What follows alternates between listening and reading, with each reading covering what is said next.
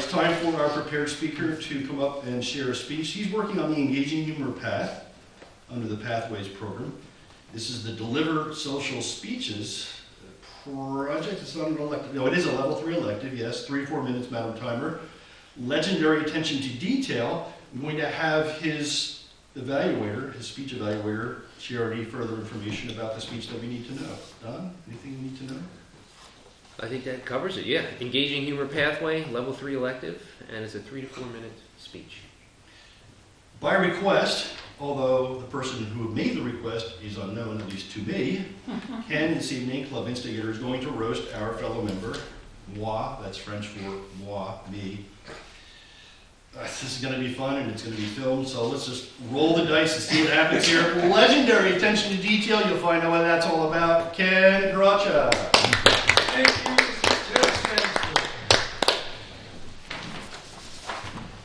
I'd like to start off with some shows of hands. Who drives a car? Who does not drive a car? Moi. How many of you have a residence? Ooh. How many of you don't have a residence? How many of you notice when your name is spelled with all capitals instead of upper and lowercase? Ooh. You notice? Yep. Okay. Who has ferns in their wallet? Who doesn't have any ferns in their wallet? Who calls them public schools? Government schools? Who calls them public schools? Who calls them riddle-drenched, mind-numbing, government-run youth propaganda camps? Vince Pertowitz quote. I love it. Yes, definitely. Am I seeing a pattern here?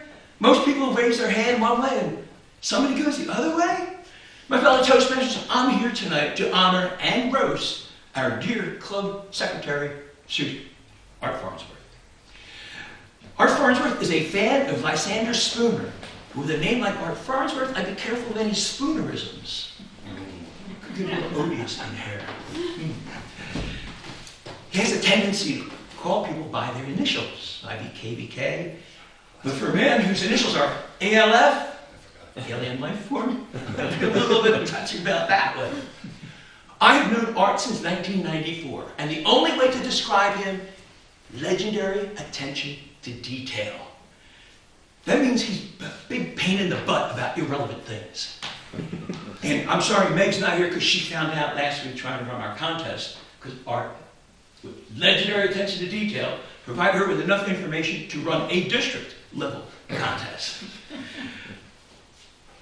Art has made it a big study of law. He can quote law like a Jehovah's Witness quotes from the Bible, which is kind of ironic because you're a devout Christian too, so there's kind of an overlap there. His love of the law dates back to an unfortunate incident in his childhood when somebody swapped his Baltimore Catechism with a copy of Robert's Rules of Order. And it's never been the same ever since.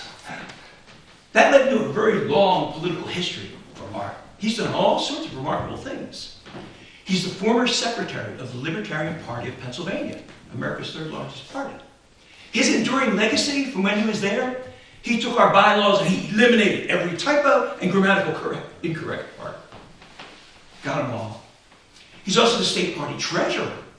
He found that there was a nuisance tax on the phone bill that we could save 17 cents a month. But in order to get it, you have to mail out a form every month to get it.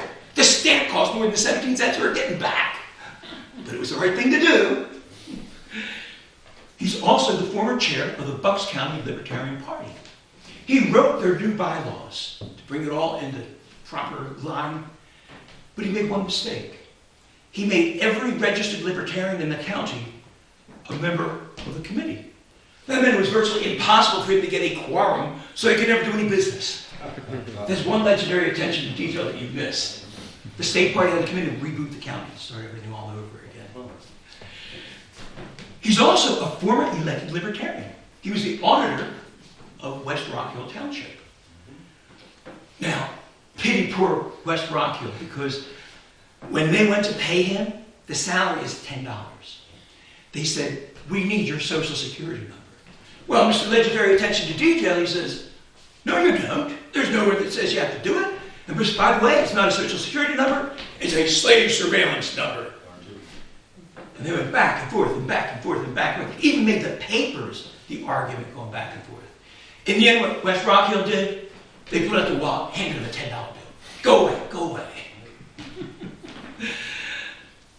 With that sort of a history, it should come as no surprise that Art finally crossed swords with the Darth Vader of government, the Internal Revenue Service.